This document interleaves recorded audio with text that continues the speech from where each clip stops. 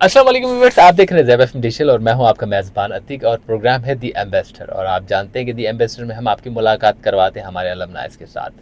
आज के प्रोग्राम में हमारे मेंटोर भी हैं और बहुत सी जगहों पर उनसे मुलाकात करने का शर्फ भी नसीब हुआ और बहुत कुछ सीखने को मिलता है। सबसे पहली और इम्पोर्टेंट चीज़ ये कि जब आप अपने मोटिवेशनल स्पीकर्स यानी कि अपने मेंटोर्स के साथ मिलते हैं और उनसे गपशप करने का मौका मिलता है तो बहुत ही अच्छा फील होता है। तो आज हमारे साथ हैं हमारे बहुत ही मैं कहूँगा दिल फ़रेब सी पर्सनैलिटी है उनकी, माशाल्लाह बहुत ही हमेशा जोली रहते हैं, बहुत ही मतलब खुश मिजाज हैं। अल्लाह उनको सलामत रखे। सर सलीम थोबानी साहब, अस्सलाम वालेकुम सर। वालेकुम अस्सलाम। कैसे हैं सर आप? अल्लाह का शुक्र, आप सुनाएं, खैरियत है? सर मेरे लिए तो अल्हम्दुलिल्लाह आज बहुत बड़ा खुशी का दिन है कि हमेशा आपकी डिफरेंट सेशंस को देखा करते थे और आज किस्मत यहाँ ले आई है कि आपके साथ फेस टू फेस बैठ रहे हैं और बहुत कुछ फेस टू फेस सीखने का मौका मिलेगा। Thank you very much. ये सबसे पहले तो अल्लाह ताला की तरफ से ये एजाज़ है, या कह सकते हैं कि शुक्र है अल्लाह ताला का कि अल्लाह ने इस मकाम तक पहुँचाया है। अल्हम्दुलिल्लाह। प्लस आपका बहुत बहुत शुक्रिया कि ज़ाबिस का कि उन्होंने मुझे इनवाइट किया इस पॉडकास्ट के लिए। So being an alumni that is an honour कि ऑब्वियसली मैं अपनी जो यूनिवर्सिटी है जिसके साथ मैंने एक ग्रेजुएशन सेरेमनी की हुई है, मैं MBA किया हूँ ज़ाबिस से, तो उसका मैं कुछ ना कुछ पार्ट बन सकूँ और अपने जो फ्यूचर की जो जनरेशन है उनको हेल्प आउट कर सकूँ किसी सर से। It is literally an honour for us कि आपने हमारी इस रिक्वेस्ट को एक्सेप्ट करते हुए, थैंक हालांकि यू सर। आइडिया है कि आपका बहुत बिजी स्केड्यूल है, आपकी रिस्पॉन्सिबिलिटीज़ बहुत ज़्यादा हैं। इवन आप आज भी सिखाने के साथ खुद भी आप कुछ बता रहे थे बीच में जी कि जी आप सीख भी रहे हैं, तो आप उन सब चीज़ों को और सबसे इम्पोर्टेंट चीज़ फैमिली का टाइम कट ऑफ करके आप हमें टाइम दे रहे हैं, उसके लिए हम आपके तहे दिल से मशहूर हैं। Thank you very much. Thank you. Sir show को बढ़ाते हैं सर। बहुत सी चीज़ें लाइफ में आती हैं जाती हैं, मगर जब हम चीज़ों की तरक्की या उनकी बुलंदी को देखते हैं तो सबसे इम्पोर्टेंट चीज़ होती है कि उनकी बुनियादों को देखें। तो मैं सबसे पहले ये जानना चाहूँगा कि सर आपकी स्कूलिंग वगैरह कहाँ से हुई और स्कूल टाइम के अंदर आप किस तरह के स्टूडेंट रहे? स्कूलिंग मैंने, अगर मुझसे आप स्टार्ट पूछें तो I am from the old city area of Karachi.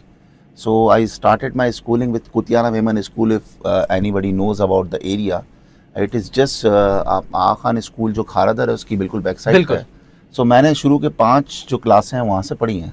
ज़बरदस्त। फ्रॉम 6 ऑनवर्ड हम मूव हुए थे गार्डन एरिया में, तो फिर मैंने आगा खान जिमखाना स्कूल से फ्रॉम 6 टू मैट्रिक वहाँ से कंप्लीट किया। और उसके बाद फिर मेरी कॉलेज हुई है फ्रॉम गवर्नमेंट कॉमर्स कॉलेज, और ग्रेजुएशन मैंने बीकॉम में किया था। उसके बाद मैंने फिर MA इकोनॉमिक्स किया कराची यूनिवर्सिटी से, और उसके बाद फिर मैंने MBA किया ज़ाबिस से। और ज़ाबिस से MBA मैंने ड्यूरिंग माय प्रोफेशनल लाइफ, क्योंकि मैं उस वक्त स्टार्ट कर चुका था अपना प्रोफेशनल कैरियर विद सुनहरी बैंक, तो वहाँ से फिर मैंने MBA किया और फिर 2008 में इसको कंप्लीट किया। अल्लाह का बहुत करम है। अल्हम्दुलिल्लाह। और अभी भी मैं लर्निंग फेज़ में ही हूँ। मैं अभी भी बहुत कुछ कोशिश करता रहता हूँ कि पढ़ता रहूँ, और अभी भी मैं इस्लामिक बैंकिंग का एक कोर्स कर रहा हूँ फॉर 1 ईयर फ्रॉम IBA, और कोशिश करते हैं कि कुछ ना कुछ सीखते रहें और पढ़ते रहें, बिकॉज के आई बिलीव के लाइफ में जो लर्निंग है वो नेवर एंड है।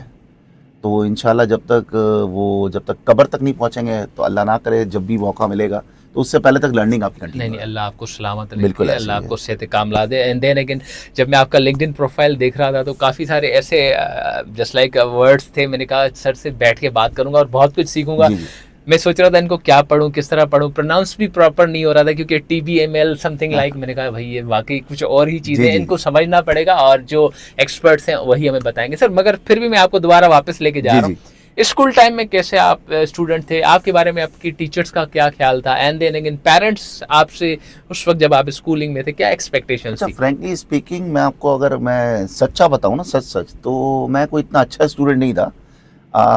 स्टार्ट ऑफ माई जो स्कूलिंग थी, लाइक फ्रॉम फर्स्ट टू 8, अगर आप कहें तो मैं इतना अच्छा स्टूडेंट नहीं रहा।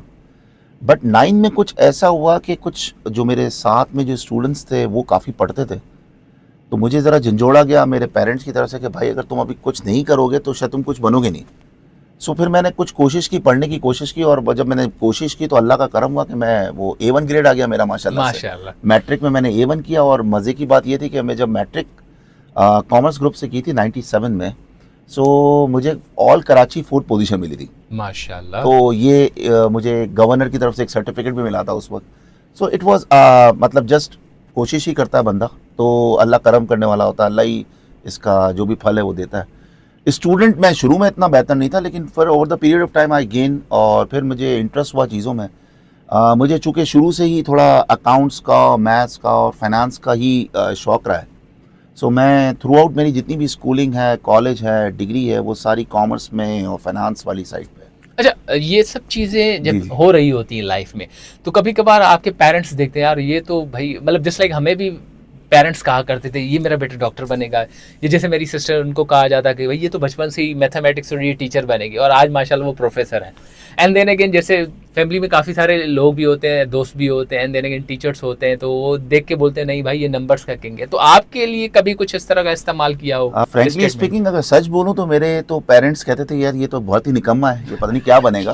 तो सही। अब वो अभी भी मैं कुछ अपने आप को नहीं समझता कि हम कुछ बने हैं, बट वो मैं कोई ऐसा स्टेटमेंट देना नहीं चाह रहा, बट एक स्टेटमेंट हमारे यहाँ जो कॉमन है, जो कि यूजुअली हम सुनते हैं कि यार जो कुछ नहीं बनता वो बैंकर बन जाता है। अल्लाह। सो चूंकि अब माशाल्लाह बैंकर्स की तादाद भी बहुत ज़्यादा है, तो मैं अभी भी कहता हूँ कि बैंकर जो है, जो हम अपनी स्टार्ट ऑफ माय करियर थे या उससे पहले के जो ज़माने के बैंकर्स रहे हैं जिन्होंने मैनुअल बैंकिंग की है, मतलब उनके कॉन्सेप्ट्स बड़े स्ट्रॉन्ग होते थे। ठीक है, आजकल जो हमारे यहाँ जो बैंकिंग है वो काफ़ी, चूँकि डिजिटलाइजेशन का दौर है, सब कंप्यूटराइज है, चीज़ें बहुत हद तक कंप्यूटराइज हो गई हैं। सो उसमें जो कॉन्सेप्ट्स हैं या आजकल जो रुझान है लर्निंग का, जी, जी सर। वो उस लेवल का नहीं है जो कि पहले ज़माने में आई थिंक जो लोगों का होता था, या जो उस ज़माने के जो बैंकर्स थे जो मेहनत करते थे।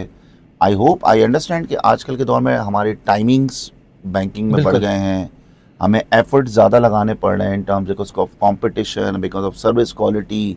सो हमें काफ़ी एफर्ट्स लगाने पड़ते हैं, बट सम हाउ वो जो लर्निंग वाला जो कर्व है वो मुझे ऐसा लगता है कि थोड़ा रुक सा गया है। और आई सही। थिंक एज ए आप मुझे मेंटोर कह रहे हैं, गाइडेंस के तौर पे कहें, मैं सिर्फ यही कहूँगा कि आजकल की जितनी जनरेशन जो बैंकिंग इंडस्ट्री में आ रही है, तो पहले तो वो ये माइंडसेट बनाए कि they want to become a senior banker, या एक अच्छे लेवल तक उनको ग्रो करना है बैंकिंग में। और अगर उनको ग्रो करना है तो then they need to focus on learning. ऐसा बहुत मुश्किल होगा, क्योंकि मुझे लगता नहीं कि अब इतना आसान होगा कि आप एक अच्छे लेवल्स तक बहुत क्विकली पहुंच जाए, अनलेस अंडर का बहुत ही आउटस्टैंडिंग ना हो। सही। सो ऑब्वियसली हर बंदा आउटस्टैंडिंग नहीं होता, तो Obviously। अगर आप एवरेज हैं या अबव एवरेज हैं, तो अगर अपनी लर्निंग पे कॉन्सेंट्रेट करेंगे, अपने आप को पढ़ने की जुस्तजू रखेंगे अलॉन्ग विद द वर्किंग, और कुछ ना कुछ अपने आप को अपग्रेड करते रहेंगे, तो बहुत अच्छे चांसेस हैं आपके बहुत ऊपर आने के। Very true sir. ऑब्वियसली हमेशा ही मेहनत अहम बिल्कुल चीज़ ऐसे होती ही, है लाइफ बिल्कुल में। ऐसे ही। और जिस तरह की आपकी करियर के हिसाब से पर्सपेक्टिव्स आपने डिज़ाइन किए उसमें तो ऑब्वियसली मेहनत की अशद ज़रूरत बिल्कुल होती है। सर जैसे ये सब कुछ वक्त के साथ चलता रहा, आपने कई से जैसे आपने बताया कि आपने इकोनॉमिक्स के अंदर भी मास्टर्स जी किया, जी। मतलब माइंडसेट आपका किस तरह, मतलब बिजनेस, फैमिली ओरिएंटेड बिजनेस के हिसाब से था, या आप इकोनॉमिक्स जो लोग पढ़ते हैं तो उनका माइंडसेट पहले ये होता था कि भाई इकोनॉमिक्स पढ़ रहा है तो ये गवर्नमेंट की किसी अच्छी पोजीशन पे जाना चाह रहा है, तो आपका क्या माइंडसेट था वैसे? एक्चुअली मैं आपको फ्रैंकली बताऊं, मैं हादसाती बैंकर हूँ। अब हादसाती बैंकर ऐसा था कि मैं एक जगह जॉब कर रहा था, और मैंने एक सोनेरी बैंक के एमटीओ प्रोग्राम में मैंने टेस्ट दिया था। तो समहाउ उस टेस्ट में मैं क्वालिफाई किया, और एक बैच में एक बच्चे की जगह बनी जिसमें मुझे उन्होंने इमीडिएटली कॉल कर लिया। So I was not suppose to be a banker, I was go with the flow चल रहा था, जो मिल जाता था वो कर लेते थे। तो उस वक्त जैसे हमारे, चूँकि I am from a very middle class family, so वो जो उस वक्त जो मिलता गया करते रहे। तो वो नौकरी मिल गई तो नौकरी कर रहे थे, जब नौकरी चल रही थी उस जमाने ये बैंकिंग आ गई, तो हमने वो शुरू कर दी। लेकिन जब बैंकिंग के अंदर स्टार्ट किया तो देन आई रियलाइज्ड कि दिस इज़ द फील्ड, यहाँ पे मैं कुछ कर सकता हूँ या कुछ हो सकता है अपने लिए। सही। देन आई फोकस्ड, और फिर अल्हम्दुलिल्लाह। उसके बाद अल्हम्दुलिल्लाह मैंने उस पर काफ़ी काम किया चीज़ों के ऊपर। और over the period of time now I think 23 years गुजारने के बाद अब शायद लगता है कि कुछ लेवल्स तक हम पहुँच गए। तो अच्छा है, अल्लाह का शुक्र है, सो फार सो गुड। सही, माशाल्लाह बहुत सी चीज़ें आपने लाइफ में देखी होंगी सारा कुछ। एक बड़ा ही अजीब सा सवाल है, मगर सवाल तो ऑब्वियसली सवाल होता है। आपने मास्टर्स कर लिया इकोनॉमिक्स के अंदर, फिर आपको एमबीए करने की क्या मतलब जस्ट लाइक ज़रूरत पड़ी, और सबसे इम्पोर्टेंट चीज़ है कि ज़ैबिस्ट ही क्यों? अच्छा, इसमें भी बड़ी मेरे लिए थोड़ी सी मैं एक्चुअली बड़ा स्ट्रेट फॉरवर्ड आदमी हूँ, मैं हमेशा सच ही बोलता हूँ। तो हुआ ये था कि जब मैंने एमए इकोनॉमिक्स किया तो वहाँ पे उस ज़माने में ये एक कॉन्सेप्ट था कि अगर आपने एमबीए नहीं किया हुआ ना तो आपका जो कैरियर है ना वो फ्लरिश नहीं कर सकता। सही। सो ठीक है भाई, अब एमबीए करना है तो मैंने एमबीए करने के लिए, अब एमबीए करने के लिए यूनिवर्सिटी का चुनाव इंपॉर्टेंट था।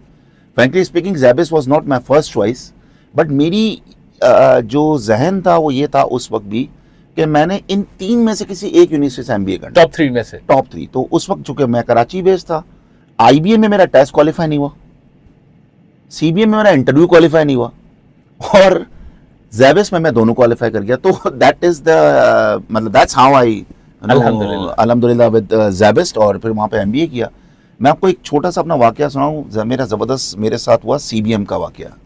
सीबीएम में मैंने टेस्ट क्वालिफाई किया, मैं इंटरव्यू में मैं जब पहुंचा तो एमए इकोनॉमिक्स किया हुआ था, तो मुझे नहीं पता था कि वो जो इंटरव्यूअर था, जो इंटरव्यू ले रहे थे, अल्लाह उनको जन्नत नसीब करे, अभी उनकी डेथ हो गई, उनका नाम है शाहजहां साहब। He was a dean on that time, और वो इकोनॉमिक्स के ही वो थे, एक्सपर्ट थे। अच्छा, मुझे आइडिया नहीं था, तो जब उनके सामने मेरा प्रोफाइल गया तो उन्होंने कहा एमए इकोनॉमिक्स है, तो उन्होंने मुझे माशाल्लाह से इकोनॉमिक्स के 4-5 गाढ़े सवाल पूछे और मैं फ्लैट हो गया। तो चूंकि मैंने एमए इकोनॉमिक्स भी उस वक्त प्राइवेट से किया था कराची में से, तो मैं जाहिर सी बात है इतनी पढ़ाई लिखाई तो की नहीं थी उस वक्त। तो फिर मुझे रियलाइज़ हुआ कि यार आप जो भी पढ़ें या जो भी काम करें उसको जितना आप बेहतर कर सकते हैं और अपना 100% देते हैं वो करें। मैं आपको छोटी सी बात बताऊँ, मैं काफ़ी चीज़ों पे जब बच्चों के इंटरव्यूज़ भी लेता हूँ तो मेरे पास बड़े स्टूडेंट्स आते हैं, हर यूनिवर्सिटी के आते हैं, वो ये कहते हैं कि यार हमने एमबीए किया ही किया, और फिर मैं उनसे पूछता हूँ आपके कौन कौन से सब्जेक्ट्स हैं, तो वो इकोनॉमिक्स मुझे बोलते, तो पता नहीं इकोनॉमिक्स से मुझे कुछ या तो चिढ़ है या मुझे सम वो जो खुन्नस है वो जो दिमाग में लगी हुई है उस सवाल की वजह से। तो मैं उनसे सवाल जरूर पूछता हूँ, गाढ़े वाले नहीं, गाढ़ा नहीं पूछता, मजे की बात है, मैं कोई गाढ़ा सवाल ही नहीं पूछता, मैं सवाल ये पूछता हूँ कि भाई what is the definition of economics.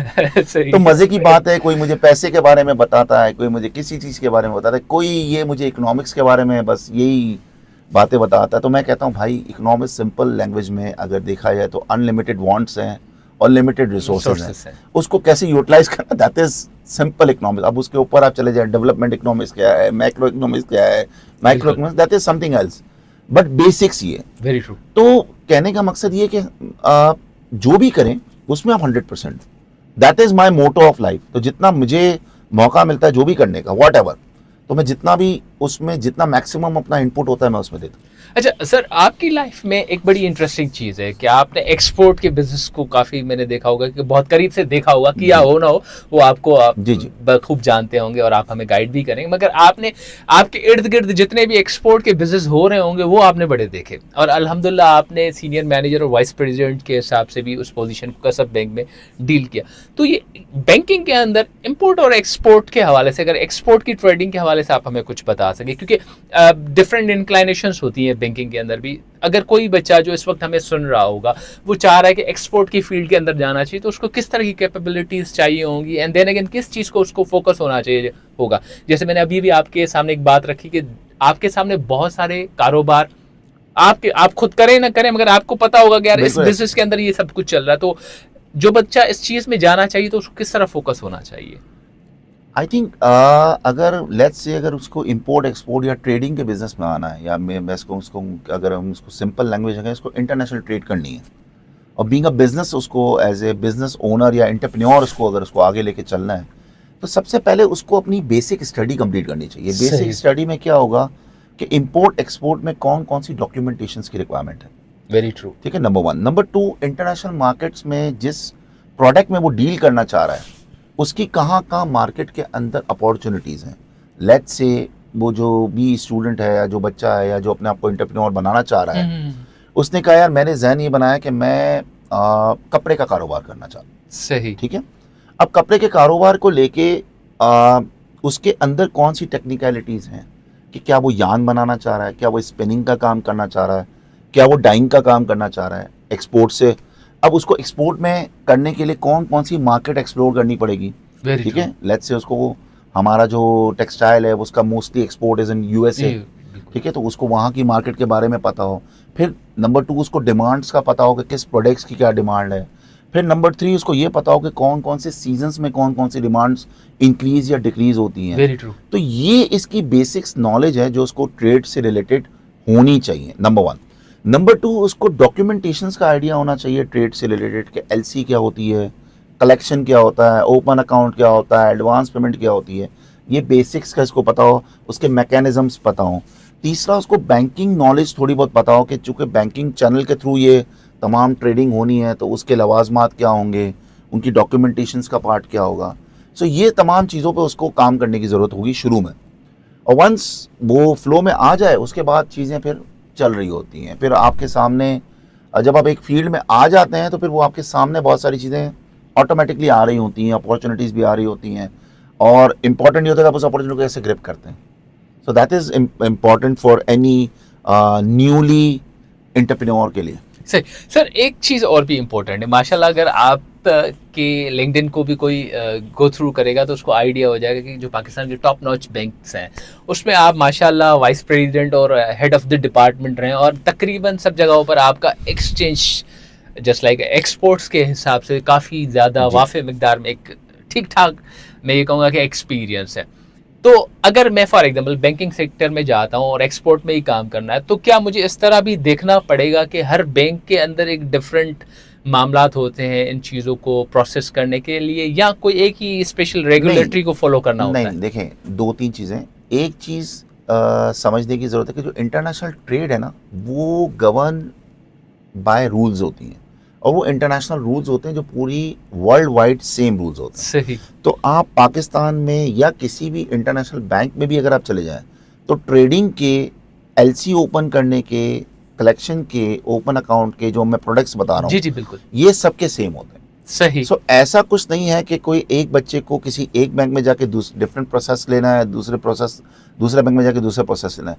Once उसने वो प्रोसेस को समझ लिया उसके बाद वो ये तमाम चीज़ें उसके फ्लो में आ जाएंगी, तो वो तमाम बैंकिंग में वो सेम ही होता है। इवन मैं सिर्फ पाकिस्तान की बात नहीं कर रहा हूँ, आप अदर देन पाकिस्तान भी आप चले जाएं, जी जी आप सर। आज मलेशिया में किसी बैंक में चले जाओ, वहाँ देख लें कि एलसी ओपन कैसे हो रही, तो मोर और लेस पाकिस्तान या इंडिया या अफगानिस्तान या बलोचिस्तान या किसी और कंट्री में आप चले जाएं, सब में सेम ही प्रोसेस होता है।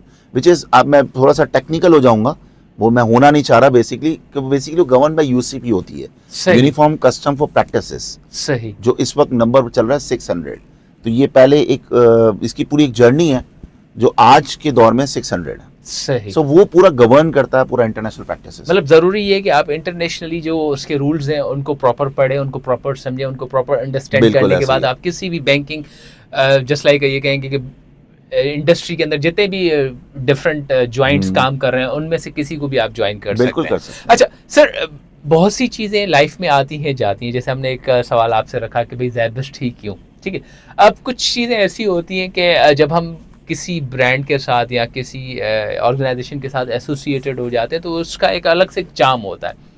आपने स्कूलिंग भी की, कॉलेज भी किया, कराची यूनिवर्सिटी भी गए, जब ज़ैबस्ट आए तो क्या चीज़ें आपने डिफरेंट पाई जिसकी वजह से आपको ये फील होता था कि भाई इट्स वेरी अमेजिंग, भाई एक बंदा है फॉर एग्जांपल जॉब भी कर रहा है, जॉब से थका हुआ जब हम यूनिवर्सिटी जाएंगे एक एग्जॉस्टेड हो जाता है बंदा, मगर कोई चीज़ ऐसी होती है जिसको आप इंजॉय करते हैं, यार एक्चुअली कोई मज़ा। मैं एग्जीक्यूटिव एमबीए कर रहा था, तो मेरी जो क्लासेस की टाइमिंग होती थी वो 6:30 से 9:30 होती थी। सो ऑब्वियसली एक आप काम करके, अच्छा मज़े की बात है उस वक्त मेरे पास कोई गाड़ी या ऐसे कोई लिबर्टीज़ भी नहीं थी, तो मैं बस में ट्रैवल करता था। और आई रिमेंबर दोज डेज, उस वक्त ये अंडरपास जो है क्लिफ्टन वाला बन रहा था।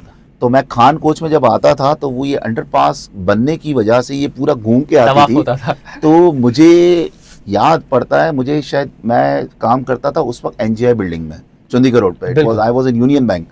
सो उस वक्त जब मैं एमबीए करता था, तो अगर आप लोगों को वैसे किसी को आइडिया हो या आपको आइडिया हो उसके रास्ते का, कि NGI building is just opposite to या beside to national bank head office. बिल्कुल। और वो जो गली जाती है वो फाटक से गुजरती है, अगर आप उसको क्रॉस क्रॉस करेंगे करते हैं। तो वो आप माई कलाची पे आ माई जाते हैं। कलाची। तो मैं ऑल द वे, चूंकि मुझे, अगर मैं बोल्टन मार्केट से बस पकड़ता तो वो फिर घूम के जाती, तो मुझे काफ़ी टाइम लगता, तो मैं भाग भाग के मैं वहाँ से चलता था और खान कोच वहाँ से पकड़ता था। तो मैं शायद पहुँचता था 6:35 6:40 पे। अब सबसे पहला जो मुझे सुकून मिलता था कि मुझे एक एसी इन्वायरमेंट के अंदर क्लास मिल गई, सही। Frankly speaking. सो एक तो चूंकि इतनी गर्मी से आप आ रहे होते, एक आपको एसी इन्वायरमेंट। दूसरी जो इम्पोर्टेंट मुझे जो लगी ज़ैबिस के अंदर is the faculty. The faculty of on that time was, अभी भी ऑब्वियसली होगी यकीनन, outstanding. They were excellent and they were commendable on their job, बड़े अच्छे प्रोफेसर्स थे, हमने उनसे स्टडी किया और उनको अपने काम के ऊपर या अपने सब्जेक्ट के ऊपर ग्रिप होती थी। एक तो फैकल्टी, दूसरा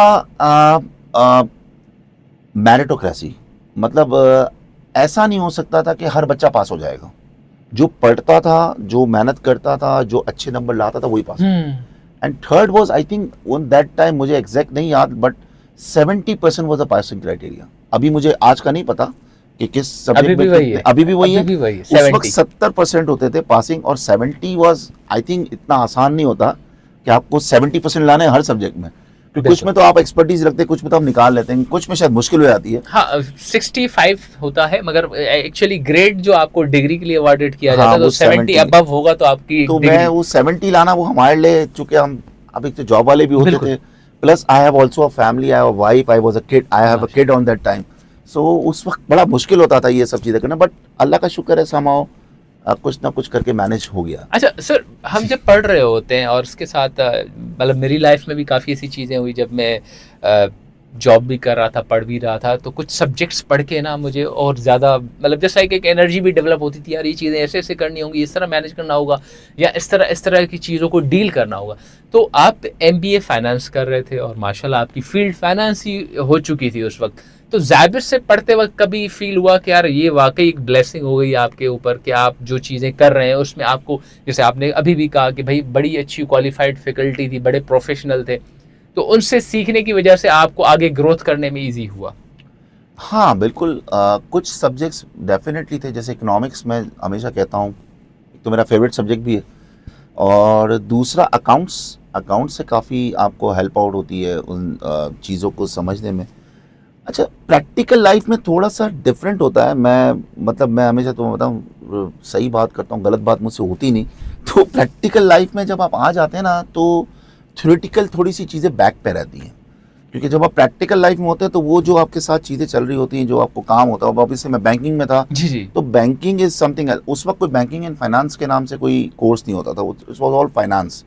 सो फाइनेंशियल मैनेजमेंट मैंने पढ़ी, मैंने ट्रेजरी मैनेजमेंट पढ़ी, बिल्कुल ट्रेजरी मैनेजमेंट पढ़ी। इसमें मैंने काफ़ी कॉन्सेप्ट सीखे, जो रीपो शीपो टाइप के जो नाम अब तो खैर मुझे याद हैं, बट ऑब्वियसली मैं उसका पार्ट नहीं था, but I was a part of trade. तो ट्रेड डिपार्टमेंट में बड़ा हमें एक क्लोजली लिंक होता है ट्रेजरी। सो ये बड़ा हेल्प आउट होता था कि हमें ट्रेजरी के कॉन्सेप्ट जो हम यूनिवर्सिटी में पढ़ रहे थे, वो हमें लिंक करने में बड़ा आसानी होती थी कि यार ये इसके पीछे बैकएंड पे क्या हो रहा होगा, जैसे फॉरवर्ड कवर्स कैसे होते हैं, बुकिंग्स और ये सारी चीज़ें। So that was also helpful, very helpful. अच्छा सर, आपके मैंने जैसे इनिशियली शो में भी कहा था कि जब आपके लिंक्डइन की प्रोफाइल को अगर कोई गो थ्रू करेगा तो बड़े अजीब से वर्ड्स होते हैं, जिसमें जैसे CAMLP, फिर उसके बाद आता है CTCS, ये सर्टिफिकेशंस हैं, ये डिप्लोमास हैं, क्या है? और जैसे आपने TBML भी किया हुआ है, आपने ACMA MS भी किया हुआ है, आपने ACSS भी किया हुआ है, और CSSP, अब ये पुलिस वाला कुछ फॉर्म नजर आ रहा है, मैं थोड़ा सा आपको हमें इस पे वर्ड बाय गाइड वर्ड करें। बताता हूँ। देखिए, ये सारी जितनी भी सर्टिफिकेशंस हैं, इट्स ऑल अबाउट कंप्लाइंस। ठीक है। Since I am associated with the compliance department, so ये जितनी भी सर्टिफिकेशन है कंप्लाइंस से रिलेटेड है। अब CTCS basically certified trade compliance certification की है। इसी तरह CSSP है, सर्टिफाइड सैंक्शन स्पेशलिस्ट प्रोफेशनल, तो सैंक्शन से रिलेटेड है, but it's also part of compliance. ठीक है, ये जो कैमल पी है, certified AML anti money laundering specialist. एक मैंने जो ये ACCS है, ये basically 6 months diploma on sharia standard by IBA, and it's a very very comprehensive diploma. और ये करने के बाद आप एक अऊफी का हमारा एक कोर्स होता है जो बहरीन से होता है। अगर आप वो कर लेते तो यू आर कैन बी आप Islamic banking point of view से काफ़ी अच्छी एक क्वालिफिकेशन हासिल कर लेते हैं। तो ये तमाम जितनी भी क्वालिफिकेशन है, ये ऑब्वियसली जब आप फील्ड में होते हैं तो आप को पता होता है कि यार मेरी अगर ये फील्ड में अगर है ये रिक्वायरमेंट्स है तो मैं इसको करूँगा, तो ये मेरी जॉब एनरिचमेंट में, मेरे कैरियर ग्रोथ में काफ़ी मुझे हेल्प आउट करेगी। So these are all certification that is helping me out to excel my career. और इस तरीके से हम अक्सर ये कहते हैं कि यार फॉर एग्जांपल MBA किया है तो आप MS करें, PhD करें, मगर मैंने ये चीज़ प्रोफेशनल लोगों के अंदर बहुत इंटरेस्टिंग देखी है मतलब मैं आईटी गुरुज के साथ भी मिला हूँ, मैं डॉक्टर्स के साथ भी मिला हूँ, इंडस्ट्रियलिस्ट के साथ भी मिला हूँ, इत्तेफाक से इसी प्रोग्राम की तवज्जुह से उनके इंटरव्यूज़ किए। मैंने ये देखा है कि वो मास्टर लेवल की प्रोग्रामिंग तक, जस्ट लाइक जैसे एमबीए वगैरह उन्होंने कर लिया, उसके बाद वो एक टाइम देते हैं इंडस्ट्री को, और उसके बाद जस्ट लाइक वो जैसे कहते हैं ना कि हम टेस्ट प्लेयर की तरह आते हैं, T20 की तरह हिटिंग नहीं होती, बड़ी सुकून वाली, छोटा सा एक 6 महीने का 1 साल का सर्टिफिकेट किया या डिप्लोमा किया, फिर वापस अपनी इंडस्ट्री को टाइम देते हैं, फिर 1-2 साल के बाद दूसरी सर्टिफिकेशंस करते हैं। तो मेरा सवाल ये कि ये सर्टिफिकेशंस इंडस्ट्री वाइज कितनी इंपॉर्टेंट होती है, डोंट यू बिलीव या डोंट यू थिंक कि इसकी जगह डिग्रीज की जाए? अच्छा, सवाल तो with the passage of time trends तो चेंज होते हैं, वाकई एक डिग्री का आप नहीं, curriculum- आपका सवाल तो बिल्कुल है वैलिड, बट उसका जवाब अगर मुझसे आप लें कि एमबीए ऑब्वियसली एक मिनिमम मेरे ख्याल से अब तो रिक्वायरमेंट है कि एक किसी ग्रेजुएट को होना चाहिए, मास्टर्स होना चाहिए। अच्छा, हम लोग जब बात करते हैं पीएचडीज की, तो it's more of academic, Very जो true. हम अपनी जो प्रोफेशनल लाइफ में भी जब डिस्कस करते हैं, तो वो फिर वो उसकी फील्ड का जो पाथ है वो पे टूवर्ड्स आपका टीचिंग साइड पे या रिसर्च साइड पे चला जाता है। अब बीइंग बैंकर, ऑब्वियसली पीएचडी मुझे सूट नहीं करती कि मैं पीएचडी करूं और फिर मैं बैंकिंग कर रहा हूं। ठीक है, मैं ये नहीं कह रहा हूं कि पीएचडी बैंकर नहीं हो नहीं, सकता, सही कह बिल्कुल रहे हो हैं आप, सकता है, लेकिन मुझे ऐसा लगता है कि इसके बजाय अगर हम सर्टिफिकेशन पे फोकस करें, क्योंकि जब आप बैंकिंग फील्ड में आ जाते हैं ना, तो उसके बाद आपका एक कैरियर होता है। ठीक है, अच्छा, बैंकर जो होता है ना, वो बैंकर वो हमारे यहाँ नोन होता है कि जो अगर बैंकर वो बॉर्न बैंकर है ना, वो फिर वो नॉन बैंकर ही रहेगा, फिर वो डाइट बैंकर भी होगा।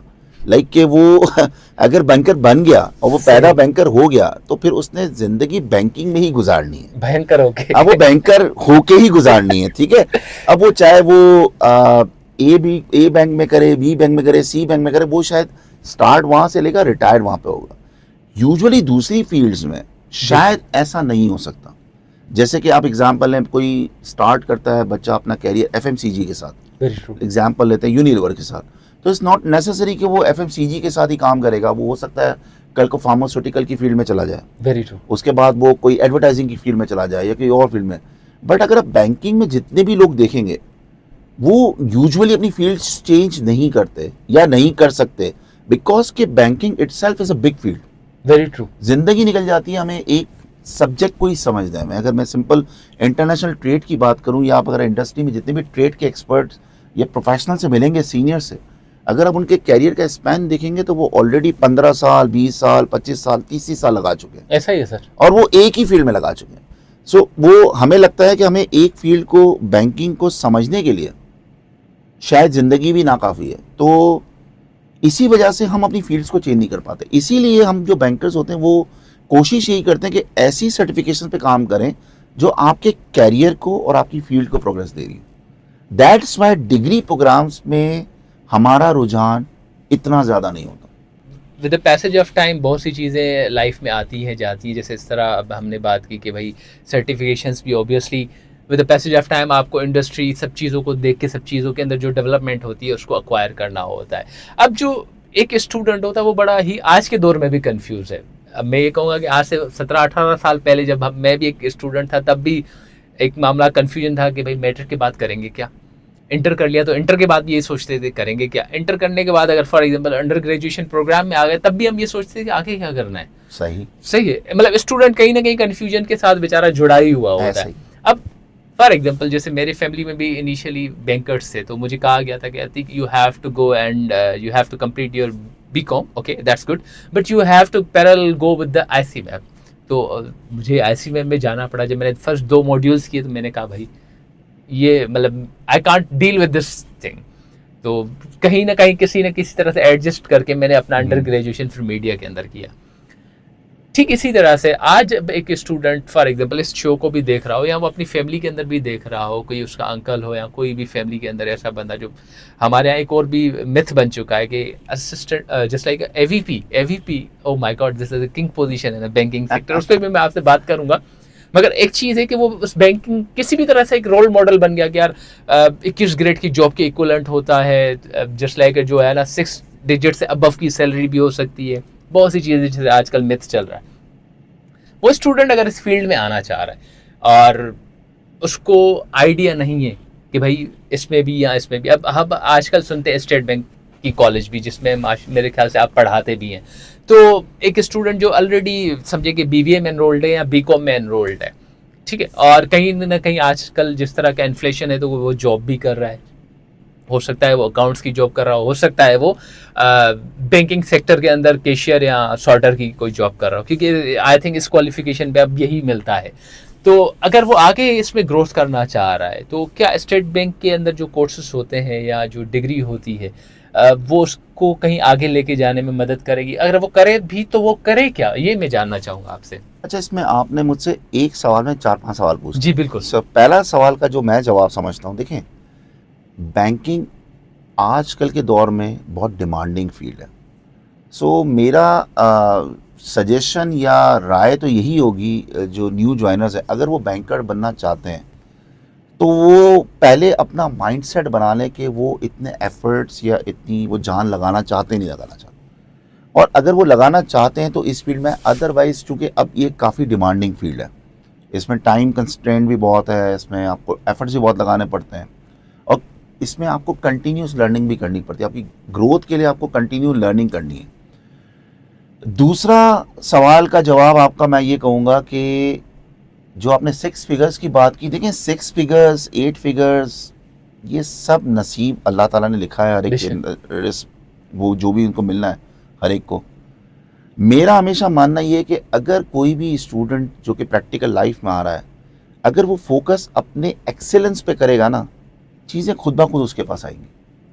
अगर वो इस पे फोकस करेगा कि मैंने ये एवीपी हो जाना है या मैंने वीपी हो जाना है या मैंने ईवीपी हो जाना है, या बिल्कुल होंगे, but it takes time. Obviously focused होना चाहिए आपका एक्सेलेंस पे, काम पे, मेहनत पे। अगर वो हार्ड वर्क करे, अपने काम में एक्सेलेंस लाए, मेरिटोक्रेसी पे बिलीव करे और लर्निंग करे, तो कोई शक नहीं है कि ये तमाम ग्रेड्स, पैसा, पर्क्स सब मिलेगा। बट उसके लिए उसकी जो प्रॉपर जो लाइन है उसको फोकस करना, ठीक है। जैसे मैं आपको एक एग्जांपल देता हूँ कि एक डेस्टिनी है, अब एक बच्चे ने एक डेस्टिनी अपनी बनाई हुई है कि मैंने इस रास्ते पे जाना है, या अगर आज हमें किसी जगह पे जाना होता है और उसका मुझे रास्ता पता है, लेट्स से मैं आज गुलशन इकबाल में रहता हूँ, मैं ज़ेबिस्ट में आया हूँ क्लिफ्टन पे, तो मुझे रास्ता तो ज़रूर पता है। अब उस रास्ते में बहुत सारे बम्प्स भी हैं, बहुत सारे खड्डे भी होंगे, बहुत सारे ये भी होंगे, तो अगर मैं ये सोच के कि खड्डे हैं, ये है, वो है, मैं नहीं आऊँ, तो आज मैं आपके सामने नहीं बैठा हूँ। ऐसे ही है ना। Very true. इसी तरीके से जो स्टूडेंट है या जो काम कर रहा है, अगर उसने एक डेस्टिनी बनाई हुई है तो उसको रास्ते में हर्डल्स भी मिलेंगे, रास्ते में मुश्किलात भी आएंगी, प्रॉब्लम भी होंगे, मेहनत भी होगी। उस हर्डल्स को अगर वो क्रॉस करता हुआ आगे बढ़ेगा और अपनी एक्सेलेंस पे फोकस करेगा, तो कोई शक नहीं है कि वो अपने कैरियर में ग्रोथ कर सकता है। Very true. ठीक है। तीसरा आपके सवाल का जवाब ये है कि जो सर्टिफिकेशंस की या जो आप निबाफ की, इस स्टेट बैंक के कोर्सेज की बात करें, देखें मेरा ख्याल है कि उसको वो कोर्सेज वक्त के साथ साथ अकॉर्डिंग टू द फील्ड करने चाहिए। बट एक बेसिक कोर्स है जिसको हम कहते हैं IBP डिप्लोमा, जो कि बैंकिंग डिप्लोमा कहलाता है, which is for 1.5 year, consist of 3 modules. वो उसकी कोई रिक्वायरमेंट्स नहीं है कि उसको बैंकर होना ज़रूरी, ठीक है। वो आज भी ज़ेबिस का कोई भी स्टूडेंट उसको कर सकता है, और it's very cheap, it's not very expensive as well. So उसको वो ज़रूर टारगेट करे, और उसको अगर वो करे, अब अगर कोई बच्चा, जैसे एग्जांपल दे रहा हूँ, मेरे पास कोई इंटरव्यू देने आए या मैनेजमेंट ट्रेनी के इंटरव्यूज में आए, बैंकिंग में किसी मैनेजमेंट ट्रेनी के बहुत अच्छे बैंक में मैनेजमेंट ट्रेनी का इंटरव्यू दे रहा हो, और अगर वो IBP क्वालिफाइड हो, सो ऑब्वियसली उसकी weightage as comparative to the other student या अदर कैंडिडेट बढ़ जाएगी। सो IBP पे अगर वो फोकस करता है या बैंकिंग डिप्लोमा पे वो फोकस करता है, तो that would be good for any starter, other than the certification जिस पे वो बाद में काम कर सकता है over the period of time, जब उसका कैरियर स्टार्ट हो जाए। अब चूंकि कैरियर में भी उसको ये नहीं पता होता कि कौन सी फील्ड उसको मिलनी है, there are multiple field in the banking, तो जिस फील्ड में वो जाए फिर उसकी वो सर्टिफिकेशन करे, उस पर वो फोकस करे। सही सर, बहुत सी चीज़ें होती हैं लाइफ में, जैसे अभी आपने हमें अभी भी बहुत से अच्छे तरीके से गाइड किया उस सवाल को पूरा सेग्रीगेट करके।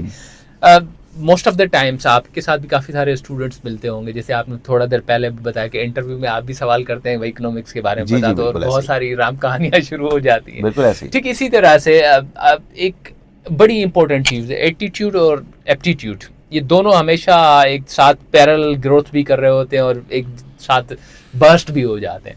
मैं सिर्फ आपसे ये गुजारिश करना चाहूँगा कि आप थोड़ा हमें ये बताएं कि इस फील्ड में आने के लिए बच्चे का एटीट्यूड क्या होना चाहिए, क्योंकि एप्टीट्यूड के बारे में तो बहुत सी चीज़ें वो पढ़ता भी है कि भाई ये रिक्वायरमेंट है, ये पूरी करो, वो पूरी करो, ये चीज़। मगर जैसे अभी आपने थोड़ी देर पहले बड़ी अच्छी और बहुत ही प्यारी बात कही कि रिस्क का जो है ना, अल्लाह ने जो आपका लिखा हुआ बिल्कुल है ऐसा ही है, बिल्कुल उससे ना बढ़ के ना कम से, और दुनिया की कोई भी कुवत इस और पे आपका ताकत, बिलीव होना चाहिए, हाँ कोई कुवत ताकत आए वो आपको ऊपर नहीं रोक नीचे कर सकते, नहीं नहीं सके। रोक सकते। मगर आपका अपना एक रवैया, जैसे मैंने बहुत सारे लोगों के साथ, जैसे आपके साथ भी आज तवसल से एक डिस्कशन हो रहा है, तो मैंने लोगों से हमेशा ये सुना है कि बच्चे आते हैं, उनके पास एक्सपीरियंस हो या ना हो, पहली और आखिरी चीज़ जब इंटरव्यू में होती है तो हमेशा इंटरव्यूअर पूछता है कि योर एक्सपेक्टेशंस, तो वो बहुत बड़ा ऊपर नीचे मामला हो जाता है, जो कि एक्सपर्ट्स बताते हैं कि इसमें हमेशा ये हमें अपना जस्ट लाइक रखना चाहिए कि भाई जो मार्केट का है मामला उस हिसाब ऐसे से ही, ऐसे एंटरटेन ही, किया जाए मुझे। ऐसे ही। मगर बहुत सारी जगहों पर ये मैं ये कहूँगा कि स्टूडेंट्स हमाकत कर जाते हैं कि वो खुद बोलते हैं हमें इतने डिजिट्स चाहिए। तो ये एक रवैया जो एटीट्यूड है ये एक बड़ा अजीब है। ठीक इसी तरह से अगर इस फील्ड में कोई आए तो उसका एटीट्यूड क्या होना चाहिए, किस तरह की तैयारी होनी चाहिए। जैसे आपने अभी बात की एमटीओ प्रोग्राम में आपके साथ कॉम्पिटिटर अगर वही स्टेट बैंक का एक डिप्लोमा होल्डर बैठा हुआ है तो उसका कॉम्पिटिशन लेवल आपसे वैसे ही ज़्यादा है, मगर कोई चीज़ ऐसी होती है जो आपको वैल्यू एडिट कर जाती है, तो वो होता है आपका एटीट्यूड, आई बिलीव। तो मैं चाहूँगा आप कुछ टिप्स हमारे स्टूडेंट्स को देखिए, दें। अगर मैं स्टार्टर की बात करूं, मैं ये नहीं कह रहा हूं कि अभी हम बात नहीं कर रहे जो एक्सपीरियंस इंटरव्यू देने आ रहा है, ठीक है, एक्सपीरियंस में वेरी कर सकता है, किसी का एक्सपीरियंस ज़्यादा होगा, किसी का कम। अभी हम बात कर रहे हैं एक बिल्कुल स्टूडेंट। यूनिफॉर्मिटी, एक लेवल ऑफ सेम एप्टीट्यूड की। अच्छा, एप्टीट्यूड का क्या है कि लेट्स से मेरे पास सारे एमबीएस या बीएस ऑनर्स या तमाम लोगों का एक पैनल है जो इंटरव्यू देने आ रहा है, ठीक है। अब उनका लेवल ऑफ एप्टीट्यूड मोर और लेस सेम ही होगा।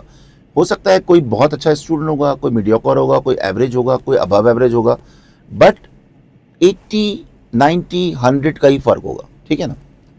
जहां पे बात आती है एटीट्यूड की, वो होता है कि जो एटीट्यूड में पॉजिटिव एटीट्यूड कितना है, ठीक है। Very true. इम्पॉर्टेंट ये है कि जो भी हमारे आजकल की जनरेशन है, मैं कोशिश ये करता हूँ कि मैं इंटरव्यू स्किल्स पे भी सेशंस लेता हूँ, लोगों को बच्चों को बताता हूँ कि इंटरव्यू देने का क्या तरीका होना चाहिए। 2-3 छोटी छोटी टिप्स मैं बड़ी हमेशा इंपॉर्टेंट होती है मुझे, जो लगती है कि देनी चाहिए, कि एटीट्यूड में 2-3 चीज़ें बड़ी इंपॉर्टेंट। एक तो ये है कि आप पॉजिटिव रहें, ठीक है। दूसरा, जिस जगह पे आप इंटरव्यू देने आ रहे हैं उस ऑर्गेनाइजेशन के बारे में आपको छोटा मोटा पता होना बहुत ज़रूरी है। आप वेबसाइट पे चले जाएं, उसकी मैनेजमेंट्स के नाम देख लें, उनकी फाइनेंशियल्स देख लें, उनकी छोटी मोटी चीज़ें देख लें। उससे ये जाहिर होता है इंटरव्यूअर को कि द गाय और the girl who is coming for an interview is interested, उसने कुछ एफर्ट लगाए, ठीक है। हम देखें, हम जब इंटरव्यू ले रहे होते हैं या हम जब सिलेक्शन कर रहे होते हैं तो हम ये देखते हैं कि जो नया बच्चा है उसमें स्पार्क कितना है। तो स्पार्क इन चीज़ों से ही नज़र आता है ना। हमें तो उस पेपर के बेस के ऊपर हायर करना है उसको, तो वो स्पार्क उसी वक्त नज़र आता है। बहुत सारे बच्चे इंटरव्यू में फेल होते हैं, अब वो आके आपको बहुत सारी कहानियाँ सुनाएंगे कि यार यूँ हो गया। ऐसा नहीं होता, वो खुद भी वो उस तरह के एफर्ट्स नहीं लगाते जो उनको लगाने चाहिए। लेट्स से उनको ये लगाना चाहिए कि पहले तो अपनी जिन भी ऑर्गेनाइजेशन में जा रहे हैं, जिस भी ऑर्गेनाइजेशन, मैं ये नहीं कह रहा हूँ ओनली अबाउट बैंकिंग, फार्मास्यूटिकल में चले गए हैं या कोई एमएनसी में इंटरव्यू देंगे, एटलीस्ट उसके बारे में थोड़ी नो हाउ ले लें। जैसे लेट्स से किसी का इंटरव्यू यूनिलीवर में हो रहा है तो एटलीस्ट को ये पता हो कि इसकी प्रोडक्ट लाइन्स क्या हैं, इसकी लास्ट फाइनेंशियल्स क्या हैं, उनकी इस वक्त मैनेजमेंट टीम कौन है, ठीक है। हो सकता है उससे सवाल हो जाए, प्लस उसको करंट अफेयर्स का पता होना चाहिए, सही, छोटा मोटा। मैं ये नहीं कह रहा हूँ कि उसको बिल्कुल ये पता हो कि इजराइल के प्रेसिडेंट का नाम क्या है या इस कंट्री के प्रेसिडेंट का नाम क्या है, बट इस वक्त दुनिया में हो क्या रहा है। कि भाई 2 दिन पहले एक बहुत बड़ा दुनिया में हादसा हो गया कि ईरानियन जो प्रेसिडेंट, उनका हेलीकॉप्टर क्रैश हो गया, बिल्कुल, ठीक है ना। आजकल के बच्चों को मैंने देखा है, सॉरी टू से, दे आर मोर फोकस या spending more time on Facebook and other activities rather than on learning.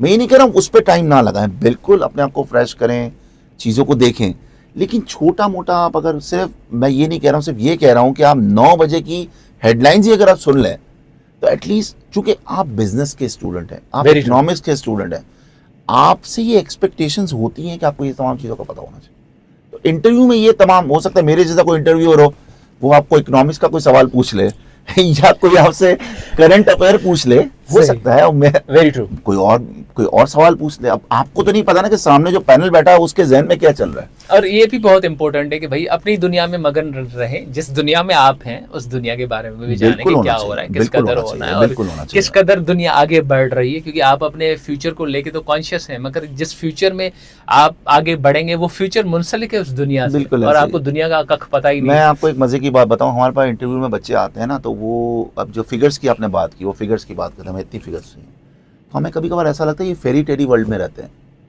Very मतलब ट्रू। वो एक नहीं, वो परियों की कहानियां, और यहाँ शहजादा होगा, यूं शहजादी होगी। वो भाई अगर आप प्रैक्टिकल लाइफ में हैं तो आपको पता होना चाहिए कि आपकी मार्केट वैल्यू क्या है। Very true. ठीक है ना। ये मैं हमेशा अपनी जो मेरे जो जूनियर्स हैं या मेरी टीम के लोग हैं उनको भी यही बोलता हूँ कि we all are product, we are selling or services. ठीक है। अब एक इम्तियाज में प्रोडक्ट है, बहुत ही अच्छा पैक हुआ है, या नाहिद पे पड़ा हुआ है, या हमारे आगाज में लगा हुआ है, बड़ा अच्छा वेल पैक्ड है, बट वो इतना एक्सपेंसिव है तो शायद कोई ना खरीदे। ऑब्वियसली। तो पैकिंग के साथ साथ उसकी क्वालिटी, उसका ब्रांड, उसकी इमेज, उसकी आप कहें कि बहुत कुछ होना बहुत ज़रूरी है उसको बेचने के लिए।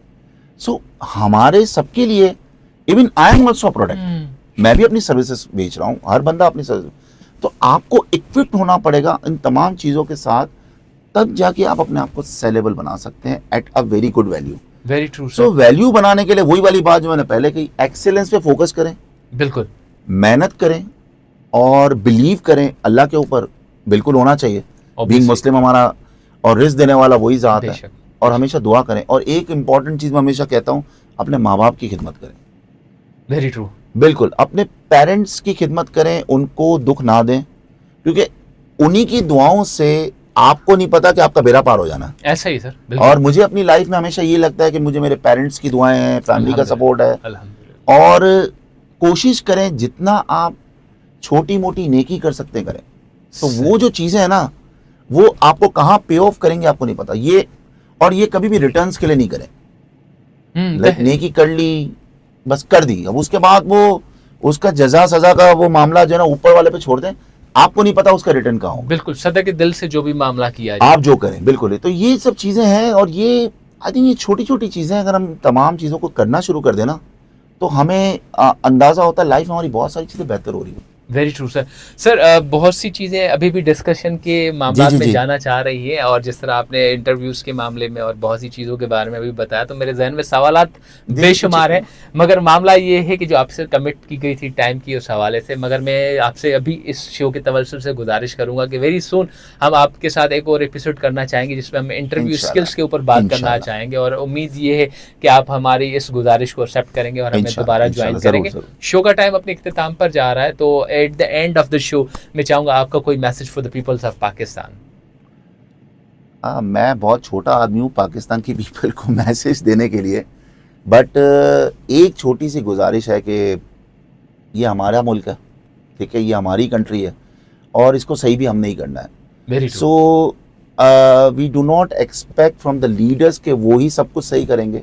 अगर हम अपने इंडिविजुअल कैपेसिटी में भी छोटी छोटी चीज़ें सही कर लें तो भी शायद बहुत कुछ सही हो सकता है। एग्जाम्पल कि हम जैसे गाड़ी में जा रहे हैं तो कोई कचरा बाहर नहीं फेंकेंगे और अपनी गाड़ी में ही रखेंगे और बाद में उसको रैप करके डस्टबिन में फेंक देंगे, तो ये भी एक छोटी सी चीज़ है जो शायद ये हमारे मुल्क के लिए बेहतर होगी कि हम साफ़ सफाई की तरफ देख रहे हैं। या हम बहुत सारी चीज़ों में, हर चीज़ में गवर्नमेंट से एक्सपेक्ट कर रहे हैं, अगर हम छोटी छोटी चीज़ें एज ए कम्युनिटी अपना बिल्ड कर लें, या आप जिस इलाके में रहते हैं या जिस कॉलोनी में रहते हैं वहाँ पे भी मिलके भी अगर हम कुछ ऐसी छोटी छोटी चीज़ें करें जिससे हमारी सिटी, हमारी कंट्री, हमारा इलाका खूबसूरत हो सकता है, बेहतर हो सकता है, तो ज़रूर करें। एक इम्पॉर्टेंट जो आजकल के दौर में, चूँकि आजकल गर्मियाँ बड़ी पड़ रही हैं, सो रिक्वेस्ट है कि अगर कोई दरख्त लगा सकते हैं तो ज़रूर लगाएं, क्योंकि इससे जो है ना वो बहुत हद तक हम टेम्परेचर कंट्रोल कर सकते हैं। और ग्लोबल वार्मिंग का जिस तरह से इस वक्त काफ़ी ज़्यादा हॉट टॉपिक है, तो इससे काफ़ी चीज़ें हम अपनी कंट्री के लिए बेहतर कर सकते हैं। यही छोटी सी गुजारिश है।